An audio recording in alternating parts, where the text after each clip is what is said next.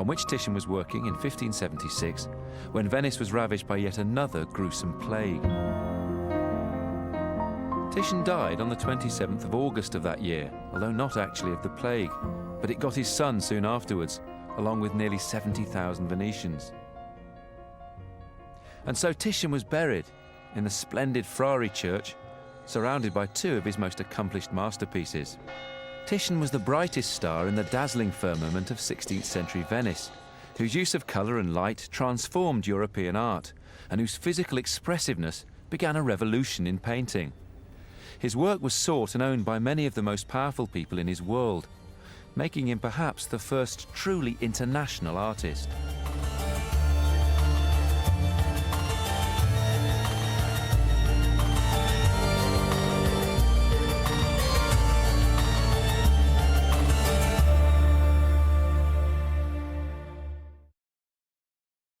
The building of our railways has seen triumph and despair, boom and bust, war and peace. Join Chris Tarrant for the incredible 200-year journey that shaped the country and made Britain great. A new series, The Railways That Built Britain, continues next Monday at 9 on Channel 5.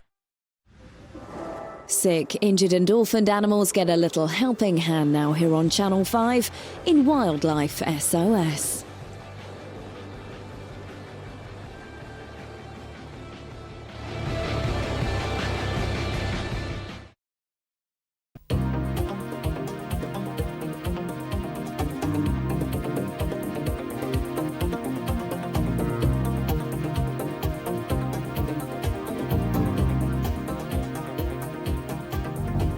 In Britain, we have a great variety of wildlife, but all too often wild animals fall sick or get injured or become orphaned. Fortunately, there are groups of volunteers who are devoted to taking care of them. One rescue centre decided to video its activities for educational purposes and to train its helpers. In this series, we're going to bring you extracts from their unique archive. The scenes were shot using amateur video equipment, but they capture the drama and the emotion of this fascinating work. Simon Cowell leads the team of volunteers.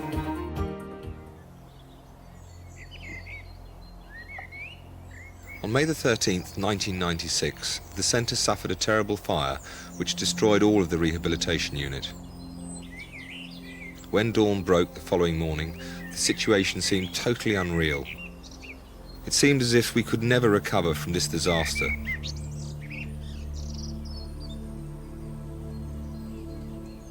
The smell of smouldering timber hit home the scenes that we'd seen only hours before.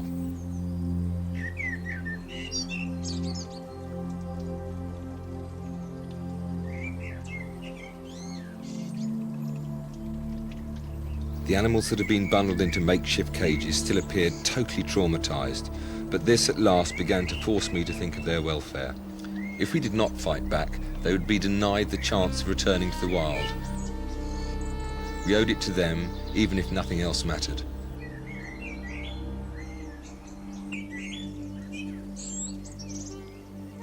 It seemed ironic that in this total devastation, the morning skies were so beautiful, and the dawn chorus seemed even louder and more melodic than usual, as if to tell us that this is a new day and a new challenge that could be achieved. I can't describe the feelings that went through my mind at this point. It was as if someone or something sensed my doubt and came forward to strengthen my resolve to rebuild and improve upon our facilities. We would continue and we would not give up. And so despite the fact the centre was engulfed in flames only 7 hours before, we opened as usual and turned nothing away. At 9 o'clock I felt I was able to ring the trustees and the patrons to tell them of the disaster, and amazingly, two of our patrons, Virginia McKenna and Jenny Seagrove, said that they would come over immediately. Already the news services were picking up on the story and our phones were constantly ringing. The press wanted to come and take pictures and the TV wanted to come and do live links. Virginia and Jenny were amazing that day. They dealt with all the media interests brilliantly. By now, not only were our normal volunteers offering additional time to help us, but the public too were offering so much help. It was overwhelming. Donations of goods, money, time and many other things. An elderly lady who lived over a mile away had walked all the way to the centre in tears and put a £50 note into our collection box. This was probably money that she could ill afford to give away. I don't think any of us have ever felt such a mixture of emotions that day, from sad to happy to grateful, everything. Our volunteers were taking time off work to help us, and the firemen from Red Watch, now off duty, came back to help us clear up. By now we were functioning on pure adrenaline, with no doubt that we would overcome all of our problems. For the next 2 days, not only was the centre functioning normally, but the phone calls of support never stopped. But then something happened that stopped us in our tracks. The vets had been so marvellous coming in every day to check on not only the new arrivals, but those animals still suffering from the after effects of the fire. It was 3 days after the fire that one of our vets sat us down and said that despite everybody's best efforts, the badger that had been rescued from beneath the burnt-out buildings was not only showing no signs of recovery, but his breathing was becoming laboured and painful. This badger had been our inspiration since the fire, and now it was as if he had helped us all he could, and he needed to be allowed to sleep. It was with unbelievably heavy hearts that we all watched in tears whilst the vet administered the overdose of anaesthetic that would allow him to die peacefully. Our symbol of hope had been extinguished. This event shattered us more than we could ever have imagined. It all seemed so useless, so demoralising, and this misery was to stay with us for several weeks, although we just kept on going. Our hearts once again had been broken. But life goes on, and there would always be animals for us to care for. We are proud to say that the centre didn't close at all during this time. Our dedicated volunteers put in so many extra hours to help us cope with all the new arrivals and the demands of the existing patients. The centre has been adopted by 2 polecat ferrets, Alf, who you see here, and Julia. They have been with us for over 5 years. We always say that any animal that we are not able to release back to the wild is one of our failures. However, these 2 mischievous creatures were quite obviously domesticated when they were brought to us. Following a recent operation to remove a cancerous growth around his spleen, Alf then developed another lump in his tummy, and Rosie was called in to investigate. Well, considering he was across the floor with intensive care within half an hour of going out of his anaesthetic chasing a pheasant. So we ought to go back in and just very quickly repair that. It's not serious, but it ought to be done really, because it could become serious later. I just things with that. Having seen the lab results, whether someone wants him to have another anaesthetic or not. It certainly wouldn't be a very long anaesthetic. It would only take 10 minutes. I've just had a look at Alfie and he's doing very well, but when we made the incision to remove the spleen, there looks like there's been a small breakdown in the muscle there. He's got a little hernia there. So we really need to go back in and repair that. But I was going to ask how you felt about it in view of the biopsy report and whether you'd want him to have another anaesthetic or not. I think if he's got a hernia there, and Yeah. I mean, if he gets secondaries or whatever, then that's going to happen anyway. But while he's with us, he might as well have a comfortable life. And Yeah. talking from knowledge of a little umbilical hernia myself, it's very annoying. Yeah. So I would have thought it's worth just switching him out, Yeah. just tucking it in and stitching it up again. To be honest, I think it makes sense, doesn't it? He's having 8. Oh, big boy. 9. Big boy. Big boy. Big boy. Not for male feathers. Right, you ready to knock this thing out? Yes. What have you used? Halothane? No, isoflurane. Oops. Alfie, let go of my t-shirt. Good boy. 1.5? 1.5 on the oxygen, 4 on the isoflurane. Nitrous or not? No. 1.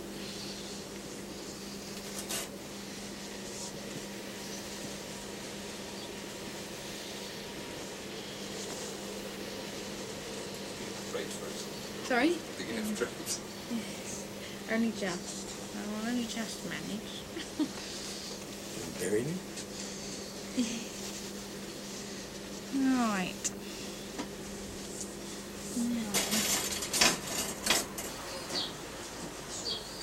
Now you can see all these gaps and you shouldn't be able to see them. Now we're just cutting the very edge of the muscle so that there's a removal of scar tissue, so there's a fresh edge so that each side will heal back to the other. And hopefully it will heal a bit better this time.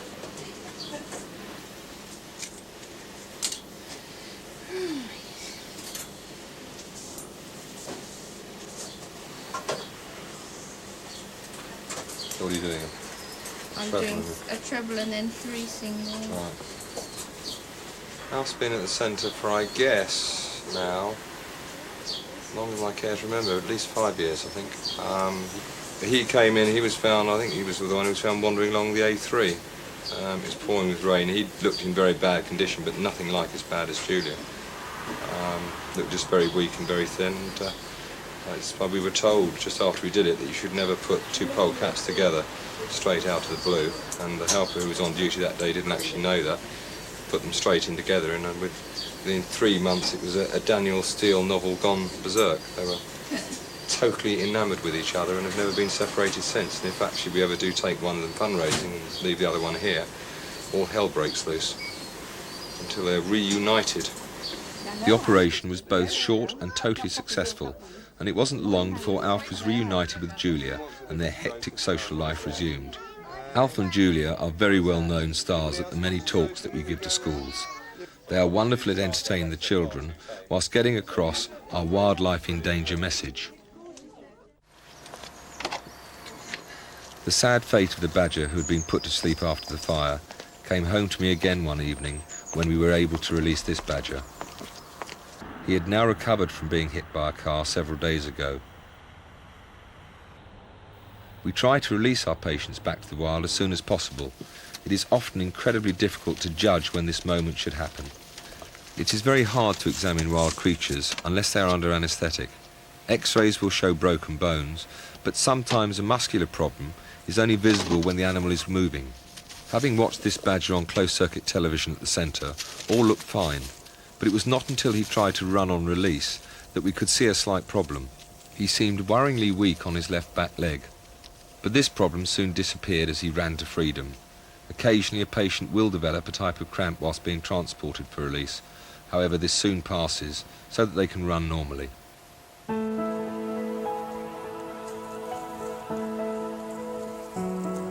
Every time we release a badger now, I think back to the poor traumatised badger from the fire, and I can't help but feel that he put his trust in us, but we failed him. I can only hope he can see that we are still doing our best and trying to make amends for his sad death. Hello, anybody in? An unusual arrival one day was a large black plastic bucket, but even more unusual were the contents. There's about 20 of them in there. Really? We'd like to know what they are, please. Oh, yes. We're hoping they're grass snake babies. I hope they are too. They look it, don't they? Aren't they beautiful? They're gorgeous at that size. All the markings there. Definitely. Grass snake. Yes, Definitely. I would say so. I don't think I'd be holding it if it wasn't. But we've just disturbed, obviously, a whole clutch of them, In so... your muck heap, I Yeah, take it. We called in one of our amphibian and reptile experts to help us decide what best to do with them. I'm pretty sure they're grass snakes, in which case they could probably go straight back. Is it late for grass snakes? Just a bit. So what size are they? Right, if you can come do the introductions, Christine, because I can't. She's right. Little babies. Are they sort of late for grass snakes? They are late. Yeah, a bit fascinating. Everything's been doing 2 and 3 loads this year, so... Yeah, our last load of swallows have only just gone this week. Right from birth, the vipers have got a V on the head. Yeah. The grass snake's always got that little bit of yellow, Got the yellow bar. on the neck, yeah? So what colour is the V then? The V should be black. Oh, right, okay. Hello, pretty. Hello, pretty. Well, that's what I didn't want to do. I've never yet seen They one. won't do you. Well, if you can get hold of them behind the head, then you've got no problem. No. But they won't get their mouths open wide enough to be able to give you a nasty enough bite anyway, so... As long as it's under a foot long, then you should be alright. Hey, don't get a bit. Yeah, put them back. Have you got water nearby? Right by a ditch, so, Yep. That's why they're there. that'll be alright down there, won't it, I think? Will they come back to the same place to lay their eggs? Yeah. Okay. They'll come back to hibernate as well as relay. I mean, they'll make their own way back anyway. They'll pick the heat up, no problem. Yeah. So. Yeah. Thank you. He or she is quite well on. We received a call telling us that there was a young roe deer lying in some bushes and that it had been there for some time. Hello, baby one. What have you done to yourself, eh? Why are you lying down there? Come on, baby. Come on. Come on, baby. Come on.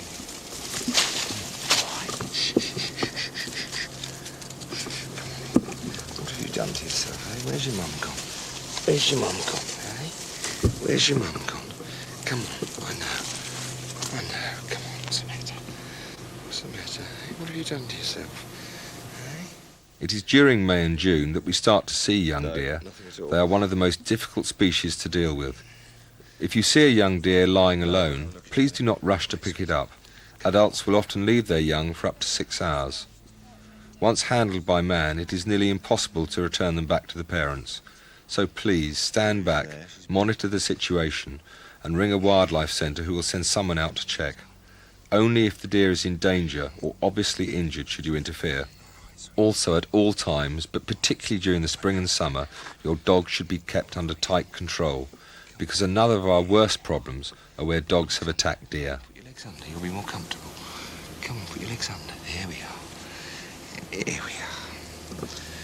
Here we are. Shh, shh, shh, shh. Shh, shh, shh, shh. There we are.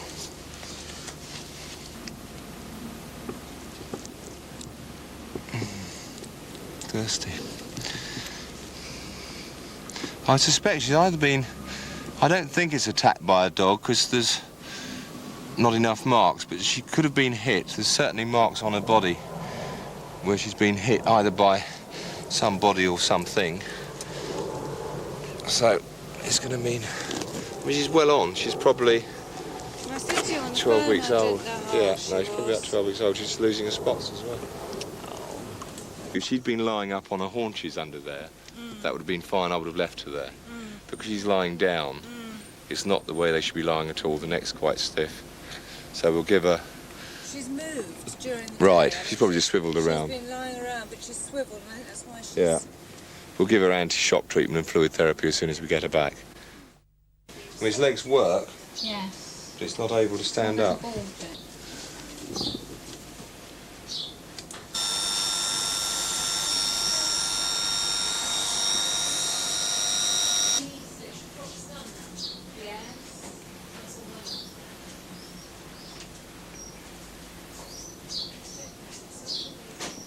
Outside, isn't it? Bloody sure it is.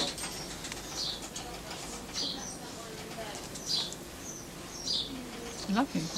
Vein. Will you let go? Yeah. You've got blood. Oh, you have. You just hold on. Just hold that steady without moving it too much.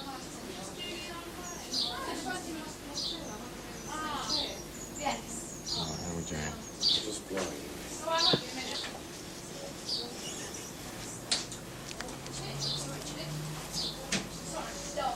Oh, baby. This is a young roe deer that came in last night, which we rescued from somebody's large estate. He's quite well on, but as you can see now, regrettably, although we've given him all the treatment we can of shock therapy and of fluid therapy, he died a couple of hours ago. It's just so sad that young deer of this type, they find it very hard to cope with captivity, and obviously we do not know why he was down anyway. There are some minor wounds on his body, so he was either attacked by dogs, which I think perhaps slightly unlikely because there's no major damage, and a dog, once it gets to something this small, will do a lot of damage, or he's been hit by something or somebody. So we don't know what sort of internal injuries there are. He'll obviously have a post-mortem now. It's just so sad that people pick up deer or go to deer too quickly, which means that the parents will not go back to them. And a deer of this age needs to be with his parents for some considerable time, certainly right through until the autumn. And this, in a lot of cases, I'm afraid, is the sort of result. We can give him all the treatment and medical help that we can, but the stress of the situation is just too much for the animal to bear, and we end up with what I call a catastrophe, really, because it's just so sad that these animals don't get the chance to even make their first year of life. Really bad news.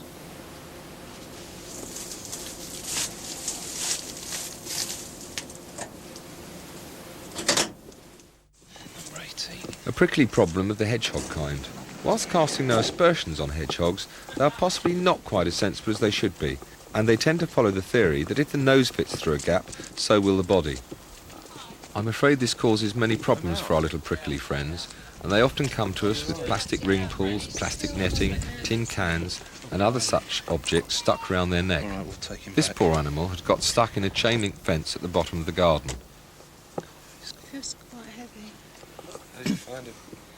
Well, I heard the cats down there were making a noise, so I went down to investigate and saw it with its head stuck. The problem is that their prickles point backwards and prevent a rapid withdrawal, a slow withdrawal, or in fact any backwards escape at all. Yeah. I think that is one for the hospital, that one. Shall I get that off?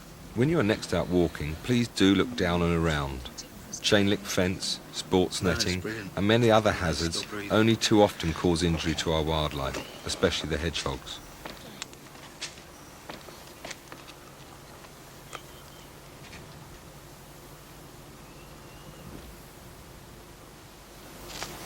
Right, we go okay? Yes, yeah, thank you.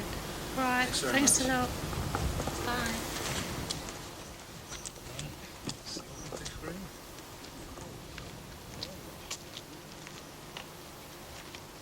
It's a real necklace, isn't it?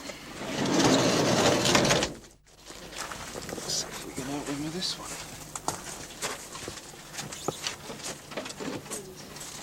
A big hedgehog. Yes, he's got a nice necklace around his neck as well. If you wouldn't mind getting him out, I'll get the gas on. You ain't gonna like this much.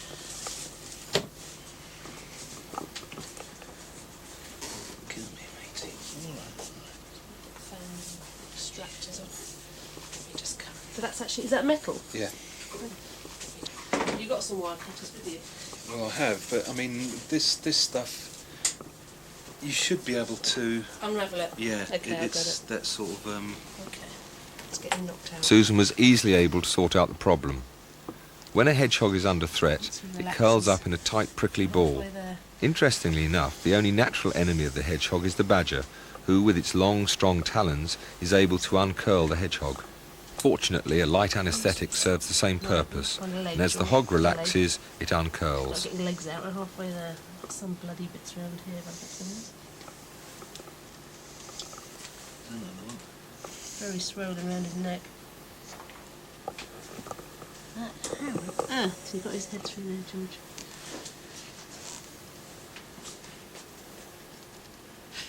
Get off, please. No, they're just unravel, just undoes, which is what's so a shame. Just comes to that. Yeah, gosh, that's going to be better. That's it. No, let's have a look at him here now.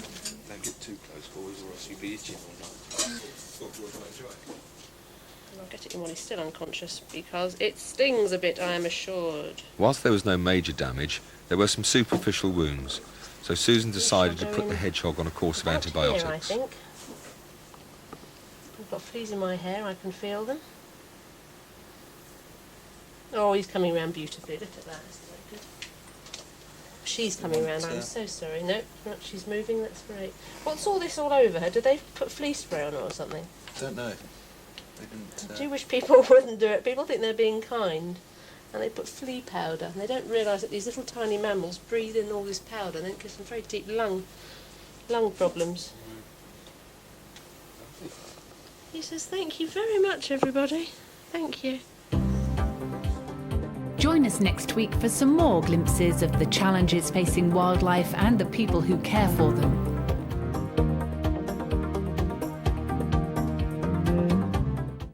Can property pay your wages. Trying to have a pension. Do big risks pay off? Follow 12 developers. We did it. Over 12 months. I think I'm at breaking point. Absolutely and utterly the best thing I've ever done. Can you make a profit when you're... Climbing the Property Ladder continues Wednesday at 9 on Channel 5. Celebrate life in the slow lane. This is very nice. With 4 familiar faces as they experience the highs and lows. Oh, why won't it stop? Journeying Britain's wonderful waterways. To the canal. Celebrity Carry-On Barging continues Friday at 8 on Channel 5.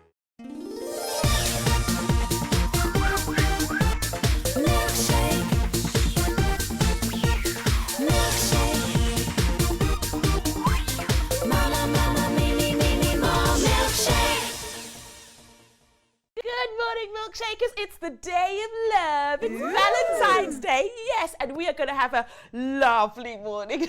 Lily Strip and Bay will be on in 10 minutes' time. But now we're going to start things off with those what's lovely. What letters do you see? A, B, C. Milkshake brought to you by Fisher-Price Laugh and Learn.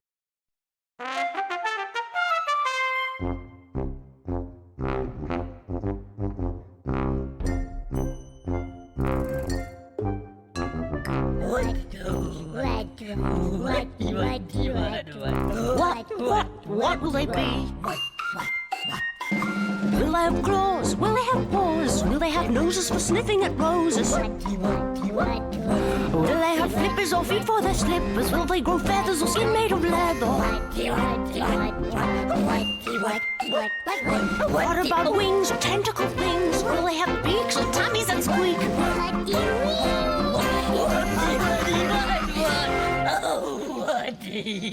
Oh, what a lovely day. I wonder if the what-whats are still asleep. Oh no, the sneaker peek periscope is turning around, so the what-whats must be up and about. Good morning, Spotty Wat. Is Dotty Wat up and about as well? Naughty Wat. Oh, I see. Still snoozing.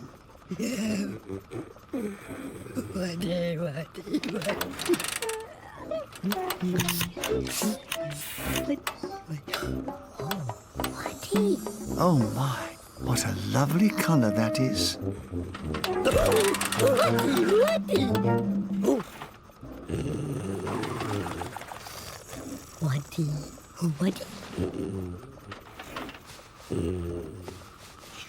It looks like you'll have to go on this adventure without her.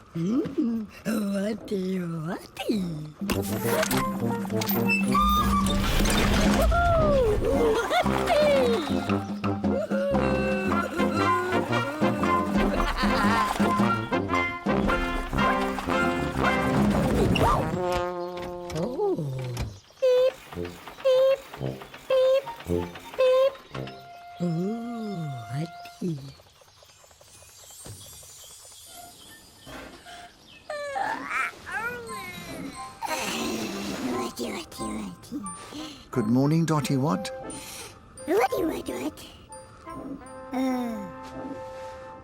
Naughty Spotty Wat? No, your brother went out for an adventure without you. I know.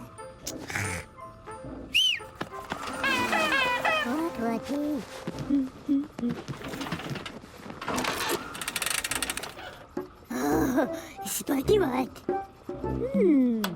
Lucky. Oh, Watty Watty. Oh. Watty Watty.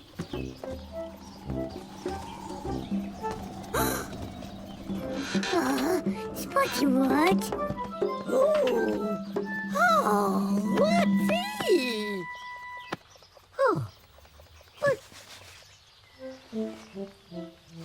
Watty Watty? Did that boy mean to let go of his balloon? Not Watty Watty, not. Watty?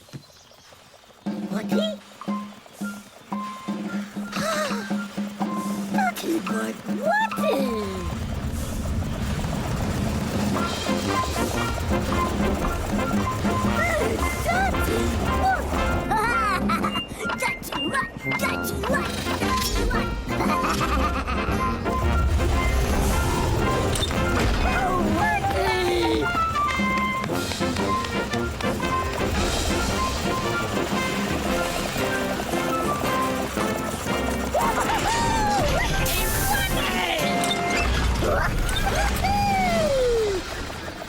Oh, whatty, whatty. What?